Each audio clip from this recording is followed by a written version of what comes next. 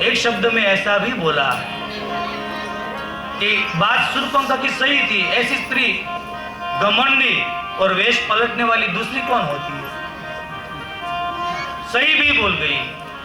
तुम सब पुरुष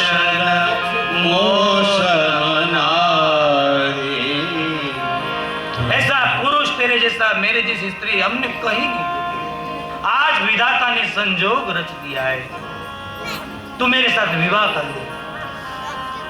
परमात्मा सीता जी के सामने देख रहे और कह रहे कि आप मेरे को विवाह करने के लिए तो बोल रहे हैं, पर जिसके सामने मैं देखकर बात करता हूं वो मेरी अर्धांगी है, ये मेरी पत्नी है। आप जाओ, मेरा भाई लक्ष्मण कुमार है। क्या कहा? कुमार है। किसी ने कहा प्रभु ने झूठ बोल दिया कि लक्ष्मण कुंवारा थोड़ा था।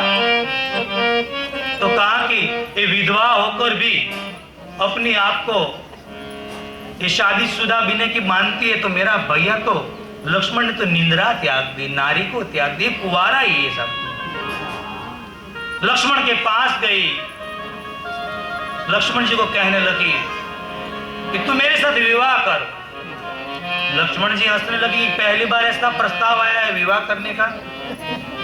लक्ष्मण जी हंसने लगे, सुनु सुंदरी मैं उनकर दासा।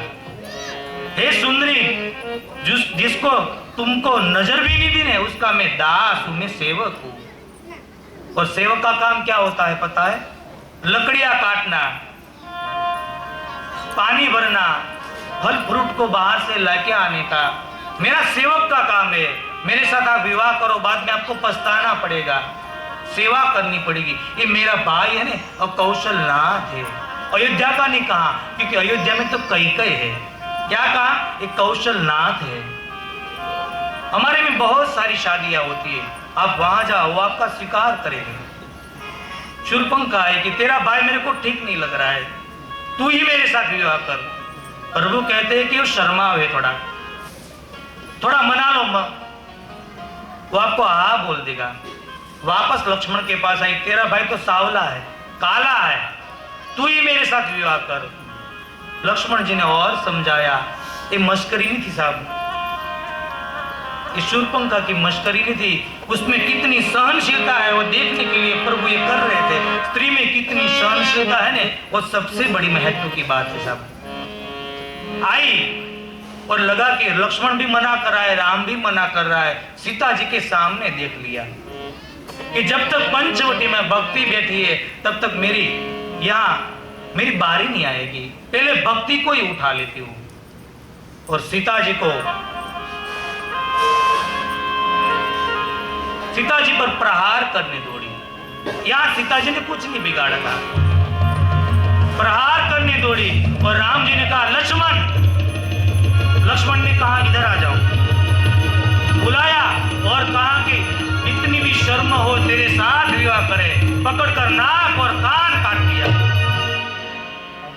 नाक और कान काट लिया। जैसे पर्वत से गेरू की धाराएं होती है, ऐसे खून बहने लगे। हाथ में नाक और कान दिया और कहा कि जा तेरे भाई को कह दे तेरा काल आ चुका है। और आज के बाद पंचवटी में आई ने तो जिंदा नहीं बचेगी। शूर्पणखा दौड़ती गई, कहां गई? पंपा सरोवर।